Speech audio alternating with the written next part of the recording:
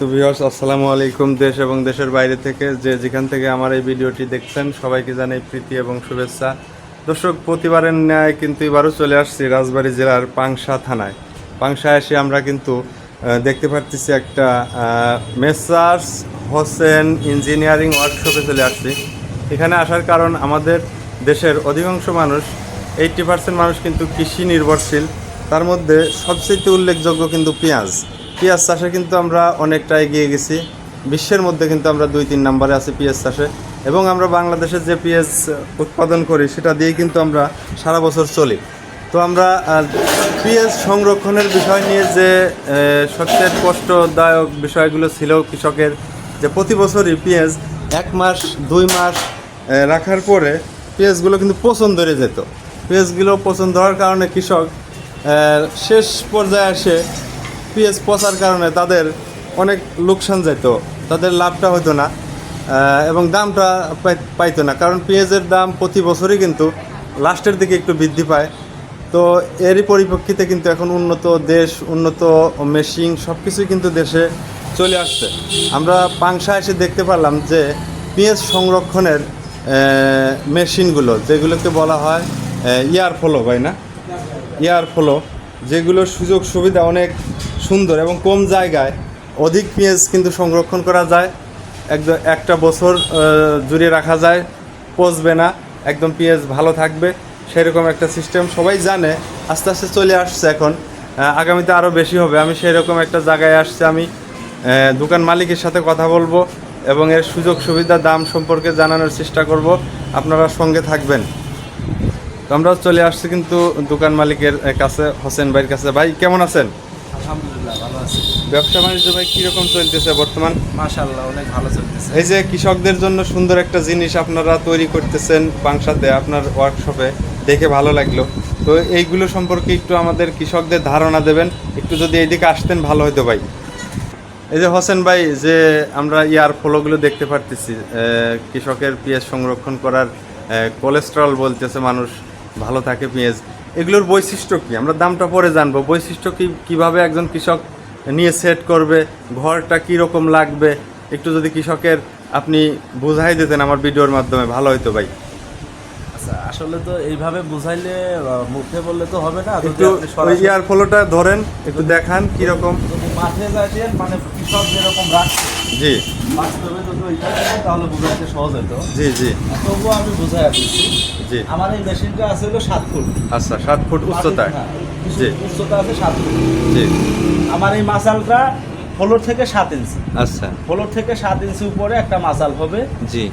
এই মাসালের উপরে আপনি পিএসএফ গাদি করবেন একবারে এই মাথা পর্যন্ত 6.5 ফিট পর্যন্ত। 6.5 ফিট পর্যন্ত পেঁয়াজটা পেঁয়াজের উপর ফেলে রাখা যাবে গাদি দিয়ে। গাদি দিয়ে রাখা যাবে। আর এটা থাকবে পেঁয়াজের মাঝে।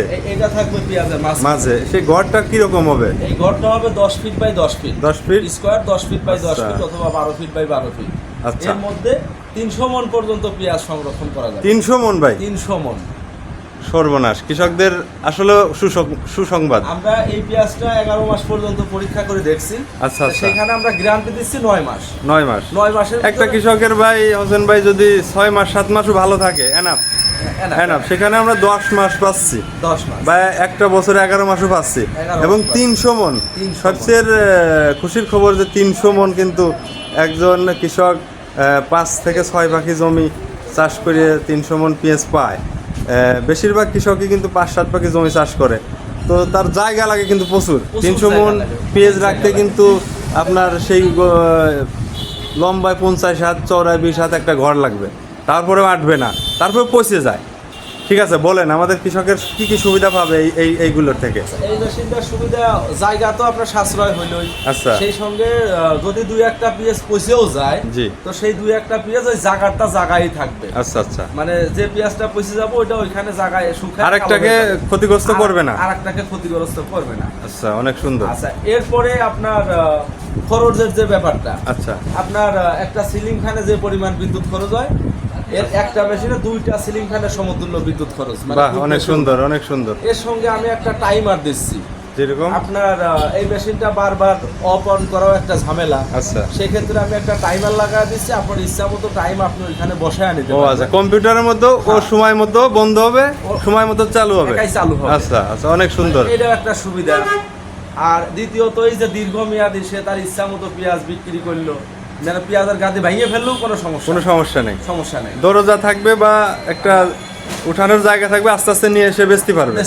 অনেকেরই ভুল ধারণা যে কোলেস্ট্রল একবারে খুলতে হয়, সব পিস নামাইতে হয়, এটা না, এটা না, এটা না। আচ্ছা, তার ইচ্ছা মতো সে যখন ইচ্ছা তখন সে বিক্রি করবে। আচ্ছা, এই যে আপনাদের ওয়ার্কশপে যে এগুলো তৈরি করতেছেন নিজের হাতে, এগুলোর গুণগত মান কি রকম বা এটার ভালো থাকবে কি রকম সুযোগ সুবিধা? আমার এই মেশিনের গুণগত মান, আমি এখানে চায়না ফ্যান ব্যবহার করতেছি। আচ্ছা আচ্ছা, আর 18 গেজ প্লেট দিয়ে এই ব্যাটটা করা, 18 গেজ মানে আচ্ছা, অনেক মোটা।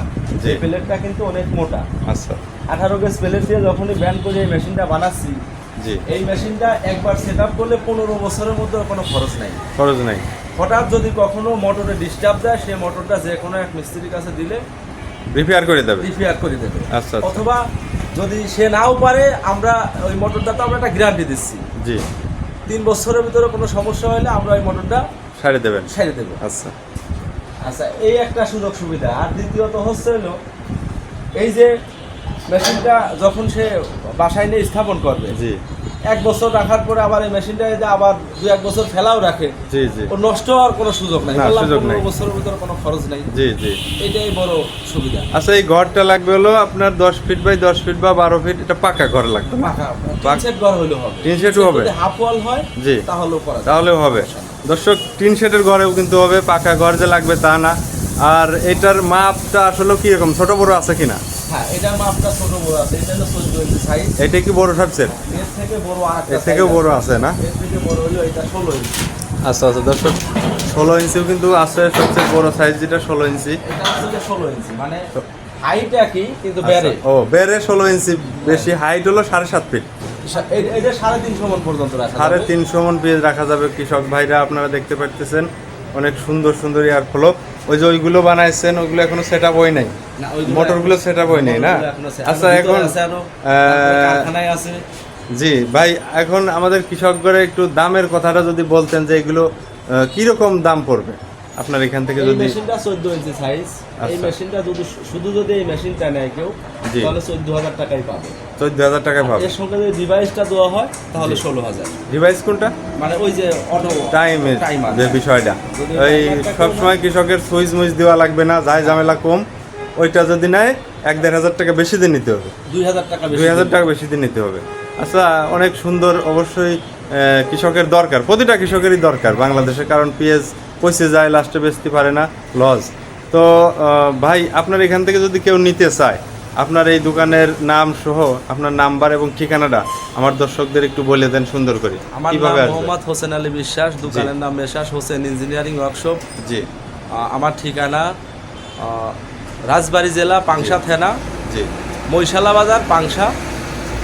Phone number 01775211505। অনেক ধন্যবাদ হোসেন ভাই, এত সুন্দর সুন্দর করে আমাদের বোঝাইয়া দেওয়ার জন্য। আশা করি আপনার দোকানে অবশ্যই কৃষকরা আসবে এবং ন্যায্য মূল্যে পাবে, এবং অবশ্যই এখানে সরাসরি আসলে কিছুটা ডিসকাউন্ট পাবে। অবশ্যই পাবে। অনেক ধন্যবাদ, ভালো থাকবেন দর্শক। আসসালামু আলাইকুম।